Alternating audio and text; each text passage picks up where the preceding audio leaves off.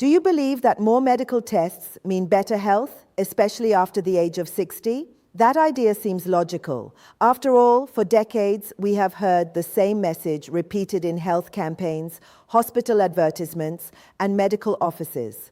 The earlier you detect a problem, the better. The more tests you take, the more protected you will be. It sounds simple, almost intuitive. But what if I told you that this widely accepted belief may be hiding a very different reality? What if excessive testing, instead of protecting your health, is quietly pushing you toward a path filled with anxiety, unnecessary interventions, and risks that almost no one talks about?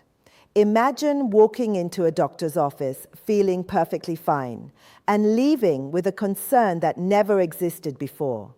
Imagine taking a test just to make sure everything is okay, and days later receiving a result saying that something unusual appeared, something small, something uncertain, something that now needs to be investigated. From that moment on, your mind changes completely. The calm you once had disappears.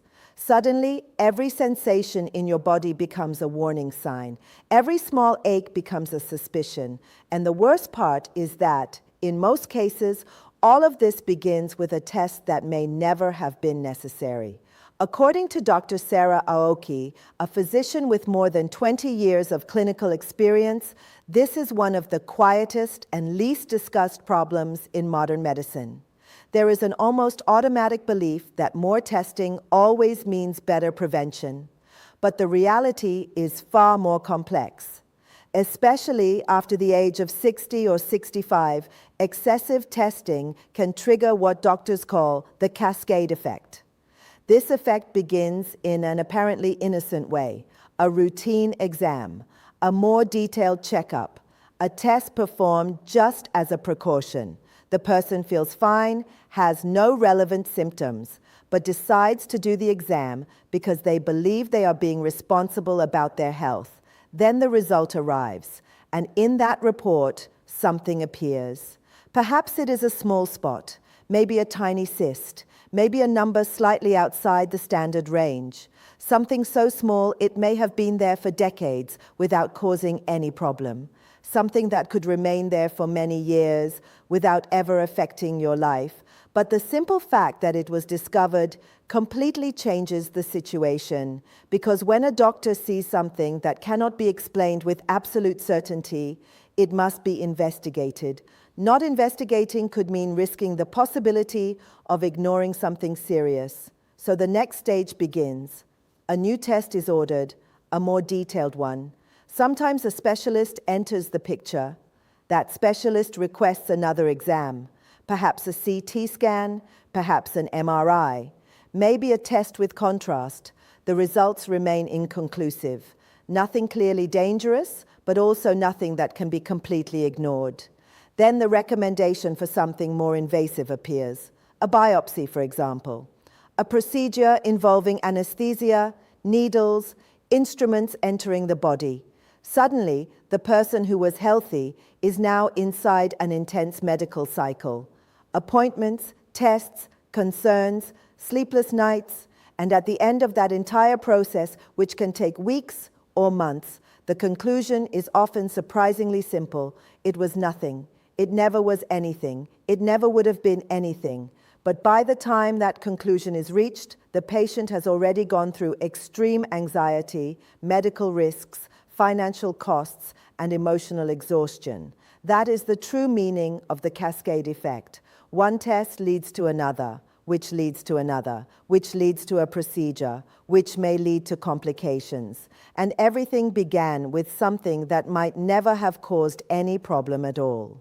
This phenomenon becomes even more common when we talk about full-body scans, such as whole-body MRIs or CT scans.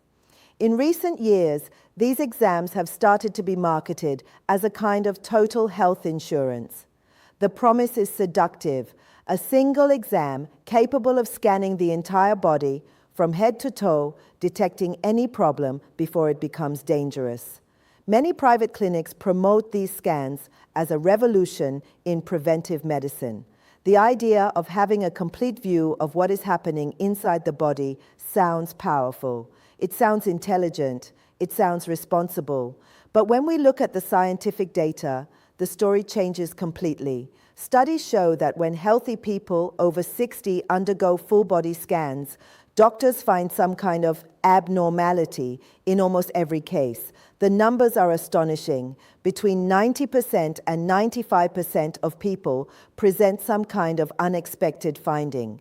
Small nodules in the lungs, cysts in the kidneys, tiny spots in the liver, thickened tissues, minor changes in internal organs. These findings are called incidental findings. They receive this name because they are discovered by accident without the person having any symptoms. And the truth is that the overwhelming majority of these findings would never cause any disease at all. They are simply part of a body that has aged. Just as wrinkles appear on the skin over the years, small changes also appear inside the body.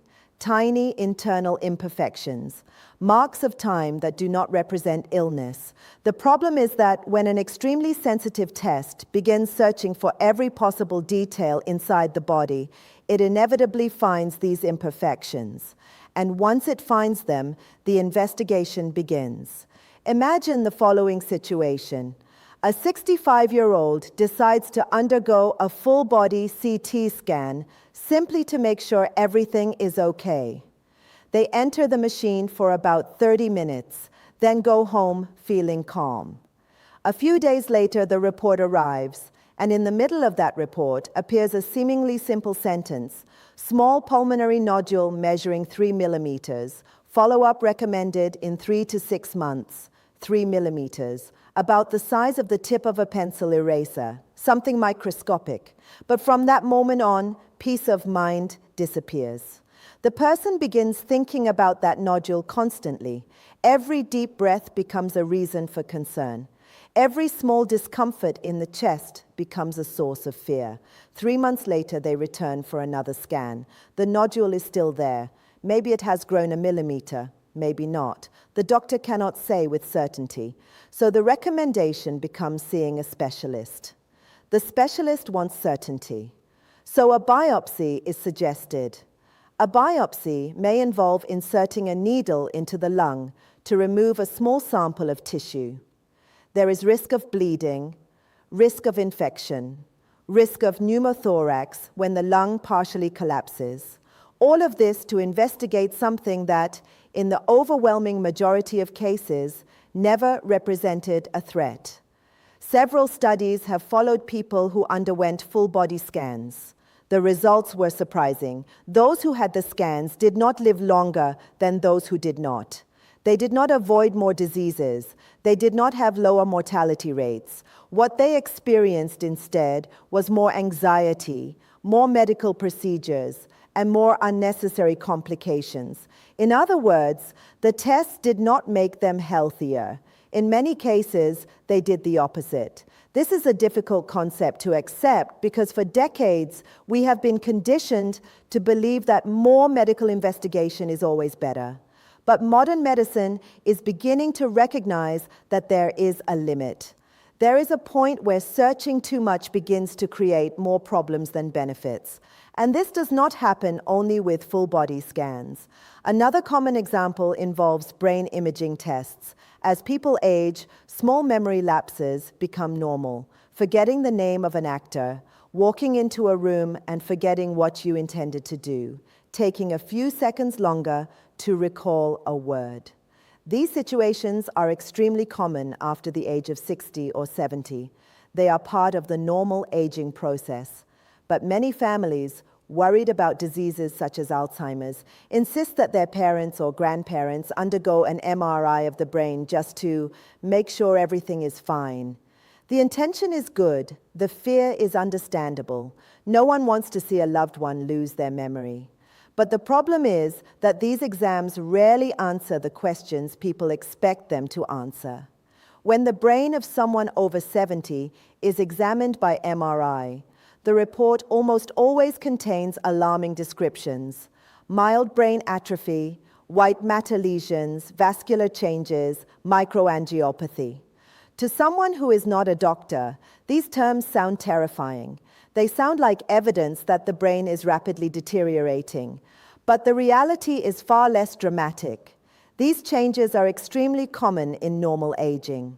Studies show that more than 90% of healthy people over 75 have these findings on brain imaging, and most of them remain perfectly functional. They continue reading books, having conversations, solving problems, managing finances, living their lives normally. In other words, the scan shows something that looks abnormal but is actually expected for that age. The problem is that once someone reads a report filled with frightening medical terminology, it becomes difficult not to worry. The person begins to wonder if dementia is developing. They start paying attention to every small memory lapse.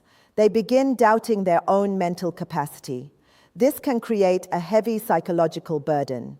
In clinical practice, many experienced doctors know that imaging tests are not always the best way to evaluate memory. There are simple cognitive tests performed in the office that assess the brain's real functioning. Tests that ask the person to remember words, draw a clock, perform small calculations.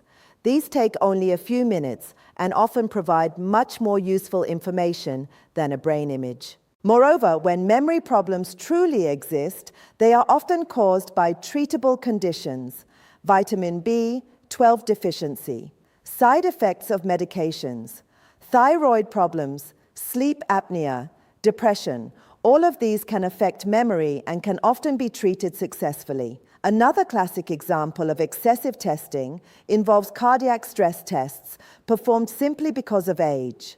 Imagine a 72-year-old who needs a simple surgery, such as hernia repair or knee surgery. In many hospitals, there is an automatic protocol stating that patients above a certain age should perform a stress test before surgery. Even if that person walks daily, climbs stairs without difficulty, and has no heart symptoms, they are placed on a treadmill to test their heart. The problem is that these tests have a relatively high rate of false positives in older adults. That means the exam may suggest a problem that does not actually exist. The result comes back as suspicious or inconclusive, and once again, the cascade begins. The doctor recommends a more invasive test, such as cardiac catheterization. This procedure involves inserting a tube into an artery and guiding it to the heart to examine the blood vessels. It carries real risks, and often, when the test is done, doctors simply find what is expected at that age: some plaque buildup in the arteries, something common in people over 70. But after undergoing this process, the patient often begins to see themselves as sick. Someone who used to walk confidently may now fear physical effort. Activities that once brought joy become sources of concern. The test that was supposed to bring reassurance ends up stealing confidence and quality of life. Finally, there is the discussion about colonoscopies in very elderly patients. Colonoscopy is an extremely important exam for preventing colon cancer. It allows doctors to remove polyps before they become tumors. That is why doctors recommend it starting around age 45 or 50. But like any medical procedure, it also carries risks, and those risks increase with age. In people over 75, the risk of complications such as intestinal perforation increases significantly. The preparation required for the exam can also cause dehydration and weakness in elderly patients. When we consider that colon cancer often takes many years to develop, the balance between risk and benefit changes later in life. In some cases, continuing routine colonoscopies very late in life may bring more risks than benefits. All of this leads to an important reflection about what it truly means to take care of health. For a long time, medicine operated under the idea that finding problems as early as possible was always the best strategy. Today, we know that reality is more complex. Not every problem discovered needs to be treated. Not every abnormality needs to be investigated endlessly. And not every test improves a person's life. True health is not defined by perfect test results. It is much more closely connected to the ability to live well, to walk, to maintain independence, to spend time with family, to enjoy life with dignity and peace of mind. Sometimes the wisest form of care is not searching for more problems, but preserving what is already working well. This does not mean ignoring symptoms or avoiding doctors. It means asking questions, understanding why a test is being ordered, asking about the risks, the benefits, and what will actually change depending on the result. Because in the end, the decision about your health belongs to you. Medical protocols are tools, guidelines are recommendations, but every person has a different body, a different reality, and different priorities. As we grow older, perhaps the most important question is not simply, can I live longer, but can I live better? And sometimes the answer to that question is not found in doing more tests, but in living with more balance, more movement, more social connection, and less fear. Because true health is not about chasing diagnoses. It is about living with freedom, autonomy, and quality of life. And sometimes, surprisingly, the healthiest choice a person can make is simply not searching for a problem that never existed.